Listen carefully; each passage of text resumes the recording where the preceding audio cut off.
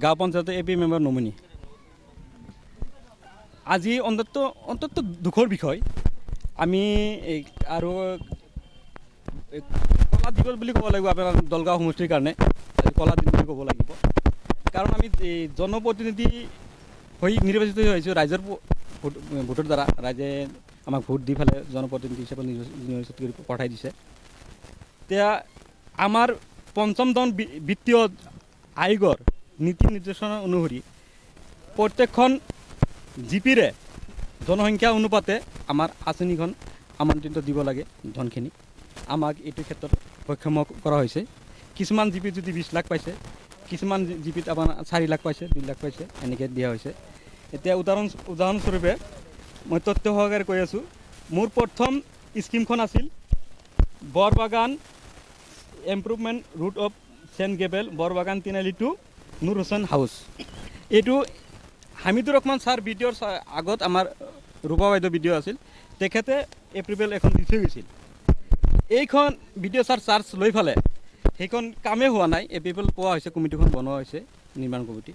সেইখন একেখন কামৰ এগেইনষ্টত কমিটি দ্বিতীয়খন তেওঁ আহি পেলাই দ্বিতীয়খন কমিটি তেওঁ এপ্ৰিল দিলে। তাৰমানে MLA ছাৰৰ নিৰ্দেশনাত মানি পেলাই তেওঁ দ্বিতীয়খন কমিটি দিছে। আৰু সেইখন কমিটি যিখন কমিটি মোৰ এগেইনষ্টত দিয়া হৈছে, মোৰ এপ্লিকেশ্যনজন যিখন কমিটি বাছনি কৰি দিছিল, সেইখন কমিটিৰ এগেইনষ্টত যিজন মানুহক কমিটি দিয়া হ'ল, সেইজন মানুহ AITF আঞ্চলিকৰ সভাপতি।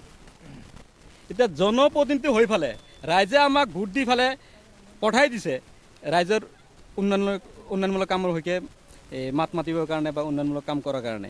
এতিয়া আমাৰ যিখিনি আঁচনি পইচা বিধায়ক মহোদয়ে যদি হস্তক্ষেপ কৰি পেলাই তেওঁ যদি বেলেগক দি দিয়ে, নিৰ্মাণ কমিটি বনাই পেলাই, পিছলৈ আমাৰ প্ৰতিনিধি হোৱাৰ একোতো হেৰি নাথাকিল, অৰ্থই নাথাকিল। তাৰমানে আমি যদি আমি য'ৰ পৰা প্ৰতিনিধি হিচাপত আমি চিলেকশ্যন হৈ আহিছোঁ, পাছ কৰি আহিছোঁ, ৰাইজে ভোট দি আমাক জিকাই দিছে, তাৰ পৰা তাত গৈ পেলাই যদি আমি কোনটো আঁচনি ল'ব লাগে, সেইখন আঁচনি যদি আমি কামটো কৰিব নোৱাৰোঁ, আমাৰ মতে যদি আকৌ নিৰ্মাণ কমিটি বনাব নোৱাৰোঁ, বিধায়ক ছাৰে যদি মানুহ লগাই ভিডিঅ' বা এই আপোনাৰ অফিচৰ মানুহ দি পেলাই, বিষয়াসকলক দি পেলাই নিৰ্মাণ কমিটি বনাই পেলাই যদি হেৰি কৰে, আমি কনচাল্ট নোহোৱাকৈ নজনাকৈ, ইয়াতকৈ আৰু পৰিতাপৰ বিষয় কি হ'ব?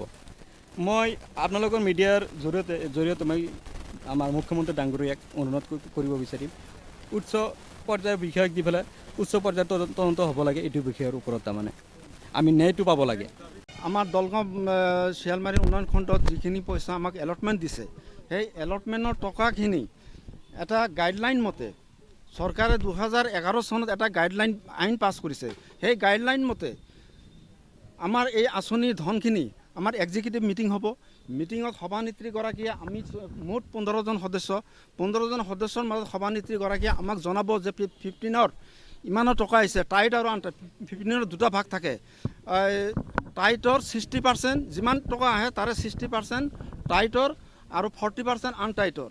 তো আনটাইটৰ পইচাখিনি আমাক প্ৰতিনিধিসকলৰ এটা মিটিং হৈছে। মিটিঙত আলোচনা হ'ব লাগে, গাইডলাইন মতে আমাক শুনাব লাগে যে আপোনালোকৰ ইমান টকা আহিছে, গতিকে আপোনালোকক গাইপতি যদি আমি পপুলেশ্যন হিচাপে পাওঁ প্ৰায় একে সমান হ'ব, প্ৰতিটো জিপি একে সমান হ'ব।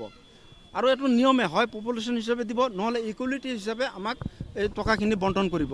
আমি ভাগটো শ্বেয়াৰটো পাম ইকুৱেলিটি হিচাপে। কিন্তু আমাৰ এক্সিকিউটিভ মিটিঙত এইবোৰ কিমান টকা আহিছে, আমি কিমান পাম, কোনো ধৰণৰ আলোচনা নকৰি আওপকীয়াকৈ বেলেগ ফালে লৈ পেলাই মিটিংটো কেঞ্চেল কৰি পেলাই পিছদিনাখন আমাক হোৱাটছআপ মেছেজ কৰি দিয়ে যে আপোনালোকে স্কিম দিয়ক। আৰে ভাই, আমি স্কিমটো দিম, আমি টকাটো জানিলেহে মই সেই টকাটোৰ ওপৰতহে আমি স্কিম ধৰিম। এটা অনুমান পাম যে মোৰ টকা 5 লাখ, 5 লাখৰ ভিতৰত আমি কি স্কিম ধৰিম, দুটা ধৰিম নে এটাই ধৰিম, কি পৰিমাণৰ স্কিম ধৰিম, সেই টকাৰ ওপৰত নিৰ্ভৰ কৰি আমি স্কিম ধৰিব পাৰিম। কিন্তু আমাক সেইখিনি কথা নজনাই পেলাই ডাইৰেক্ট হোৱাটছআপত মেছেজ দিয়ে যে আপোনালোকে স্কিম দিয়ক। তাৰপিছত ঠিক আছে, সভানেত্ৰীগৰাকীয়ে কৈছে যদি স্কিম দিব লাগে, আমি কি কৰোঁ, হোৱাটছআপত আমি স্কিমখিনি দি দিওঁ, 2-3টাকৈ স্কিম দি দিওঁ। আৰু এই স্কিমখিনি লোৱাৰ পিছত বস্তুটো ডিপিচি লৈ যায়, ডিপিচিত গৈ পাছ হৈ আহে। পাছ হৈ অহাৰ পিছত আমি গম পাওঁ যে আমি 2 লাখ পালোঁ। সভানেত্ৰীগৰাকীয়ে নিজে আমাৰ লগত বহ্যমূলক ভাৱ কৰি তেখেতৰ জিপিত চাব 2024 আৰু 25 আৰু 26 দুটা এলটমেণ্টত বিহুদীয়া জিপি আমাৰ চেয়াৰমেনগৰাকীয়ে লৈছে 20,73,200 টকা। চাব দেই, চেয়াৰমেনগৰাকীয়ে 20,73,200 টকা তেখেতে ইমানখিনি ল'লে। আৰু আমি পালোঁ দুটা ইনষ্টলমেণ্ট মিলি আনটাইটৰ 4,50,000।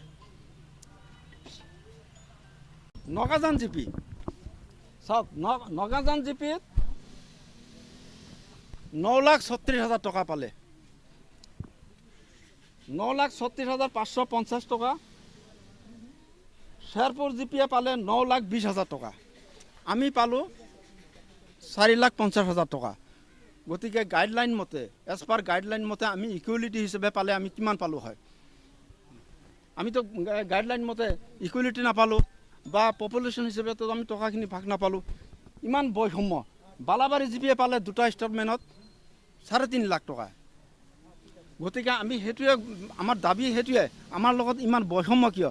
তেওঁৰ জিপিত যদি মানুহ আছে, তেওঁৰ জিপিত 10টা ৱাৰ্ড আছে, মোৰ জিপিত 10টা ৱাৰ্ড আছে।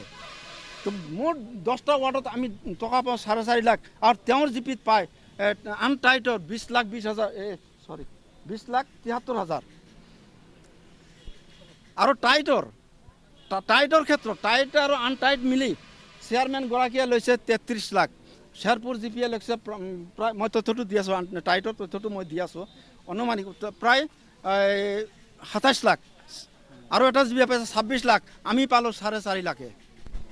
গতিকে এইটো আমাৰ দাবী এটাই যে আমি প্ৰতিটো জিপিয়ে সমান অধিকাৰ পাব লাগে। আমাৰ বিধায়কগৰাকীক মই অনুৰোধ জনাম, আপুনি এজন বিধায়ক, আপোনাৰ অধীনত 29টা জিপি আছে। কোনোবা জিপিয়ে যদি 33 লাখ ল'লে আৰু আমাৰ জিপিত 4.5 লাখ পালোঁ, গতিকে এটা জিপিত ডেভেলপ হ'ব, আনটো জিপিত একবাৰে আন্ধাৰ হ'ব।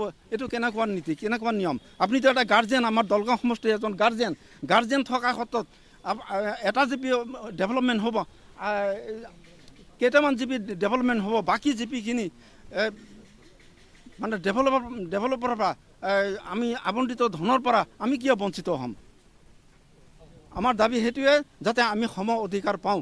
ইয়াৰ লগতে মই মুখ্যমন্ত্ৰী মহোদয়ক, অসমৰ জনপ্ৰিয় মুখ্যমন্ত্ৰী মহোদয়ক, আমাৰ গ্ৰাম উন্নয়ন মন্ত্ৰী, আমাৰ স্থানীয় আমাৰ লোকসভাৰ সাংসদ দিলীপ শইকীয়া ডাঙৰীয়া, আমাৰ মন্ত্ৰী নীলিমা বাইদেউ, তাৰ লগতে আমাৰ DC বাইদেউ, CO বাইদেউক আমি এটা অনুৰোধ জনাইছোঁ। চাওক, প্ৰথম কথাটো হ'ল ইহঁতে যিটো প্ৰতিবাদ সাব্যস্ত কৰিলে কংগ্ৰেছ আৰু BJP মিলিয়ে, কংগ্ৰেছ আৰু BJP একত্ৰিত হৈ আজি যিখন মানে প্ৰতিবাদী কাৰ্যসূচী হাতত লৈছিল, সেইটো সম্পূৰ্ণ ভুৱা আৰু ভিত্তিহীন। আমি 15জন কাউন্সিলৰ ভিতৰত 13জন কাউন্সিলৰ একত্ৰিত হৈ একেলগে কাম কৰি আছোঁ আৰু সম অধিকাৰতে কাম কৰি আছোঁ। আৰু দলগাঁও সমষ্টিৰ মাননীয় বিধায়ক মুজিবুৰ ৰহমান চাহাবে আমাক পূৰ্ণভাৱে সহযোগ কৰি আছে। সকলো প্ৰতিনিধিকে একেলগ হৈ সহযোগ কৰি আছে। আৰু ইয়াতে কোনো ধৰণৰ আমি দেখা নাই যে মুজিবুৰ ৰহমান চাহাবে কিবা হস্তক্ষেপ কৰা বুলি আমি কোনো ধৰণে মানে দেখা পোৱা নাই, আৰু আমাৰ তাত হস্তক্ষেপ কৰাও নাই। আঞ্চলিক ক্ষেত্ৰত মুজিবুৰ ৰহমান ডাঙৰীয়াই কোনো হস্তক্ষেপ কৰা নাই আৰু নকৰোঁ বুলি কৈছে। দ্বিতীয়তে, আজিৰ যিখন প্ৰতিবাদী কাৰ্যসূচী সিহঁতে ৰূপায়ণ কৰিলে, ইহঁতে অভিযোগ আনিছে যে আমাৰ BDO চাহাবৰ দালালি বন্ধ কৰিব দিছে, কিবাকিবি কৰিব দিছে। এই ক্ষেত্ৰত মই ক'ব বিচাৰিছোঁ যে ক'ব গ'লে দলগাঁও আমাৰ শিয়ালমাৰী ব্লকৰ যিজন BDO, তেখেত একদম সহজ আৰু সৰল, স্বচ্ছ আৰু নিকা ভাৱমূৰ্তিৰ এজন খণ্ড উন্নয়ন বিষয়া। তেখেতত আমি কাম কৰি আছোঁ। তেখেতে আমাক দিহা পৰামৰ্শ আগবঢ়াই আছে। আমি সুন্দৰভাৱে সমাজৰ কাম কৰি গৈ আছোঁ। আমিও ৰাইজৰ প্ৰতিনিধি, আমিও 10,000 12,000 ভোটাৰৰ প্ৰতিনিধি জয়ী হৈ আহিছোঁ। বিধায়ক মহোদয়ক বদনাম দিবৰ বাবে, বিধায়ক মহোদয়ক সেৱা প্ৰতিপন্ন কৰিবৰ বাবে এইটো এটা কুটিল ষড়যন্ত্ৰ। কংগ্ৰেছ আৰু BJP একত্ৰিত হৈ আজি যিখন প্ৰতিবাদ কৰিলে, এইটো এটা ষড়যন্ত্ৰ, ইয়াৰ বাহিৰে একো নহয়। এইটো মিছা কথা। কিবা যদি BDOৰ কমিশ্যন ৰাজ বন্ধ হ'ব লাগে বুলি কৈছে, তেতিয়াহ'লে সিহঁতে প্ৰমাণ দেখাওক BDO কমিশ্যন লোৱা বুলি। এইটো একদম টোটেল ভুৱা কথা, ভিত্তিহীন কথা। BDOৰ ওপৰত যিটো সিহঁতে অভিযোগ আনিছে, এইটো আমি জনাত তেনেকুৱা একো নহয়, সম্পূৰ্ণ ভিত্তিহীন। নাই চাওক, প্ৰথম ইনষ্টলমেণ্ট ময়ো বেছি পাইছোঁ অলপ, দ্বিতীয় ইনষ্টলমেণ্টটো কম পাইছোঁ আনটাইটৰ। কেতিয়াবা কিছুমানৰ প্ৰয়োজন সাপেক্ষে কিছুমান জিপিত কামটো কৰিব লগা বেছি থাকে, কিছুমান জিপিত কম থাকে। সেই ক্ষেত্ৰত আমাৰ বডিয়ে, আমাৰ যিটো নেকি আঞ্চলিক পঞ্চায়তৰ সমিতি আছে, একেলগে বহি আলোচনাৰ মৰ্মে ইহঁতেও প্ৰত্যেকটো নাই নাই মিছা কথা, ইহঁতে প্ৰত্যেকটো সভাতে আলোচনাত প্ৰত্যেকটো সভাতেই অংশগ্ৰহণ কৰিছে, এক্সিকিউটিভ বৈঠকত অংশগ্ৰহণ কৰিছে আৰু এখেতৰ চহীও আছে, প্ৰত্যেকটো সভাত অংশগ্ৰহণ কৰিছে, চহী যে কৰিছে সেইটোও আছে আমাৰ হাতত। চাওক, এইটো মিটিং চিটিং কৰি গৈ তাতে গৈ বাহিৰত প্ৰতিবাদী কাৰ্যসূচী টোটেল পৰিকল্পিত, এইটো আমাৰ বিধায়ক মতে বদনাম দিবৰ বাহিৰে একো নহয়, বেলেগ একো নহয়।